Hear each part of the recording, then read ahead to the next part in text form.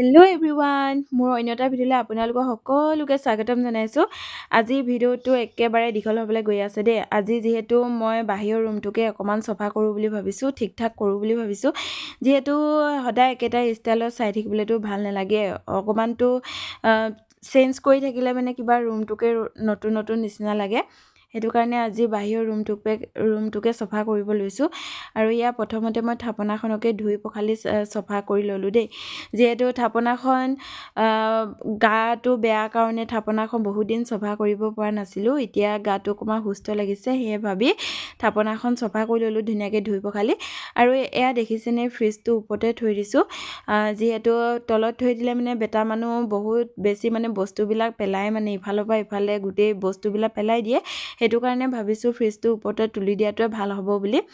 আৰু উত্তৰ দিশতে পূব দিশত থৈছোঁ, আৰু পূব দিশত থ'লে ভাল বুলি কৈ এফালে চুকটোতে থৈ দিছোঁ ধুনীয়াকৈ।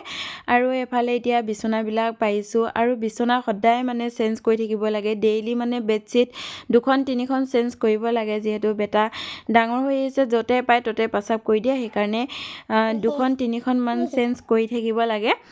আৰু এইফালে ধুনীয়াকৈ মই চফা কৰি গৈ আছোঁ। আৰু এইফালে ৱালত লগা বক্সকেইটাও মই আজি চেঞ্জ কৰি পেলালোঁ। যিহেতু টিভিটো ইফালে ছাইডৰ পিনে আছিলে, বহুত খেচেৰেং বেচেৰেং লাগে। মই কিবা যিমান চফা কৰিলোঁ চফা হোৱা নিচিনা নেপাওঁ যে, সেইটো কাৰণে মই য'তে ত'তে এটা এটাকৈ লগাই দিলোঁ। আৰু ইয়াৰ গ্ৰে কালাৰ মৰা আছে, ইমান বেছি ধুনীয়া লাগিছে। আৰু এইফালে ডাইনিংখন চফা কৰিছোঁ, আৰু ইমান বেছি লেতেৰা হৈ থাকে। আৰু ক'ৰ পৰা জানো বস্তুবিলাক ইমান যে ওলায়, ইমান জ্বলাওঁ বস্তুবিলাক, পলিথিনবিলাক পেলাই দিওঁ, বস্তুবিলাক সুমিয়াই থৈ দিওঁ, তথাপিতো ইমান বেছি বস্তু ওলায়। আৰু আগতে নোলাইছিলে ইমান এটা, এতিয়া মানে ল'ৰাটো ডাঙৰ হোৱাৰ পৰা ইমানে বেছি বস্তু ক'ত ওলাই নহয়, একদম মানে মই চফা কৰি নেপাওঁ। আৰু লেতেৰা হোৱাটো মই মানে একেবাৰে নিবিচাৰোঁ, মই চাই থাকিবলৈও বেয়া পাওঁ একেবাৰে লেতেৰা হোৱাটো। সেইটো কাৰণে মই গা বেয়া থাকিলেও অকণমান কৰোঁ। এতিয়া যিহেতু আজি বেছিয়ে সুস্থ পাইছোঁ আৰু মানুহজনো যিহেতু নাই, সেইটো কাৰণে ভাবিছোঁ গোটেই ৰুমটো মানে বাহিৰৰ ৰুমটোকে চফা কৰোঁ বুলি। আৰু বস্তু ইফাল সিফাল মই মানে দিনটো মানে সপ্তাহত 2বাৰ হ'লেও মই চেঞ্জ কৰোঁ, নহ'লে মই একেটা ষ্টাইলতে মই চাই থাকিবলৈ বেয়া পাওঁ, অশান্তি লাগি থাকে। কেতিয়া চফা কৰিব পাৰোঁ, কেতিয়া ইফাল সিফাল কৰিব পাৰোঁ, মই মানে মনত অকল সেইটোৱে আহি থাকে দেই।